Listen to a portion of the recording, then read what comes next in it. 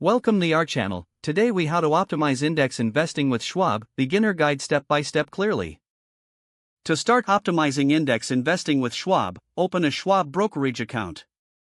Visit the Charles Schwab website and click on Open an account in the top right corner. Choose the type of account that best fits your investment goals. Complete the application by providing the necessary personal and financial information. Once your account is set up, log into your Schwab account. Navigate to the Research tab to explore index funds and ETFs. Use the search bar to find specific Pay attention to key factors such as the fund's expense ratio, performance history, and tracking error.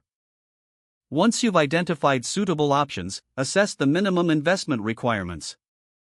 Next, create a plan for your investment strategy, focusing on asset allocation. Consider how much of your portfolio you want to allocate to index funds and other investments. After defining your strategy, return to your Schwab account dashboard. Select Trade in the menu to place a buy order for your chosen index fund or ETF. Enter the ticker symbol of the fund and the amount you want to invest. Review your order details carefully before submitting the trade. Once your trade is executed, monitor your investments regularly. Keep an eye on market trends and economic indicators that may affect your investments. Over time, re-evaluate your portfolio to ensure it aligns with your investment goals. Consider rebalancing your investments periodically to maintain your desired asset allocation.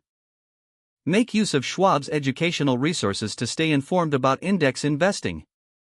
Keep track of any tax implications related to your index fund investments throughout the year. By following these steps, you will be better positioned to optimize your index investing with Schwab. If the page does not load, refresh the browser or try again in a private or incognito window.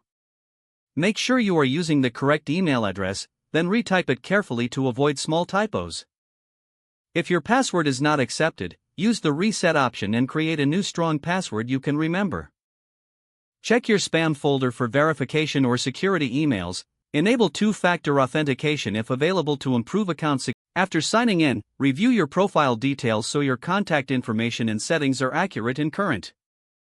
Don't forget to like this video and subscribe to our channel for more step-by-step tech guides.